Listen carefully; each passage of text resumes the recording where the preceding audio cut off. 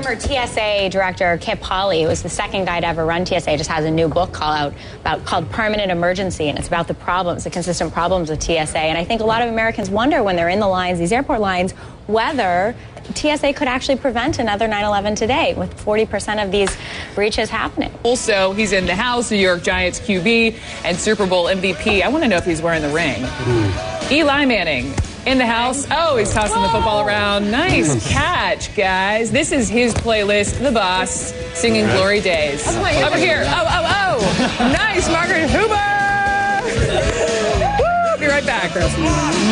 Back in school, she could turn all the boys' heads. I mean, I just love that they're making fun of themselves. This was made by Chris Christie's office. This is part of like the local version of, the White House Correspondents' Dinner in New Jersey. Hilarious. Yes. Totally funny. And there's too many conservatives and Republicans who take themselves too seriously. So it shows Governor Christie's humor, too, that he's willing to sort of cast himself as the not so much the non-hero. Will's just jealous because he never in a million years could have caught the baby 3 flights up. Margaret caught the Eli pass. I think Eli overthrew me. She's the new receiver. I'm not sure, but he might have overthrown me. I don't know if Eli Manning's overthrowing anybody right now. Boom goes the dynamite. Margaret Hoover here, and I think, all of us understand that binge drinking is on the rise in college campuses. It's an epidemic, really, in college campuses. And so how do these new guidelines address that? Because certainly college kids are drinking too much, but what do these guidelines do to address that? I think it forces them to get counseling or education at a very early age in the continuum, let's say.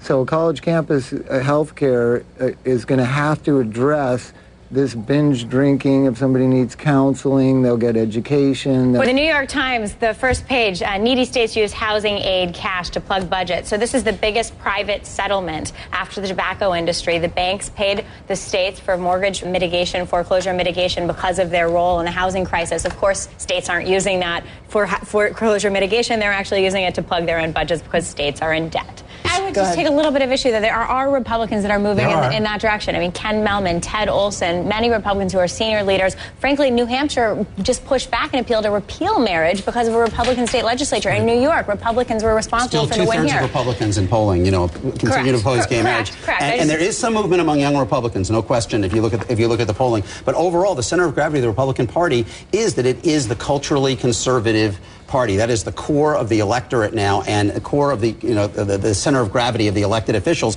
and it makes it hard to move on an issue like this. Just as Obama ultimately, in the end, had no choice but to join the center of his party on gay marriage. Leaving it there. Again, this is the cover of the Washington Post. Read it. Let us know what you think. Last little segment here, the end point, and Ron Brownstein. Final thoughts. I'm going to end with a beginning on a point of personal privilege. My son Taylor on Friday will graduate from college and be commissioned as a second lieutenant in the Armory. So I say good luck, and I'm proud of you. Talking to on the phone in the commercial break. Turn it on CNN, honey. I said, wake up. Thank you to your son's service, and thank you to Eli Manning for coming and throwing me a ball, proving to America that I can catch the ball, and also he said his brother is looking good for Denver. Yay. My hometown Post fan, Will King. Are you going to pass me the conch? Yeah, you can. I am now going to not talk about J.P. Morgan. I'm talking about Madeline Stowe instead. Yeah. And she tells me she's going to tell me her personal story of revenge, because she wouldn't tell us on camera. She wouldn't go there. So I'm going to go get it. And then you're going to go find out. She was really revealing and so lovely. Yeah. So lovely, really all wonderful. of you. I'm psyched to see it tonight. Shall we do this all tomorrow again? Let's do it.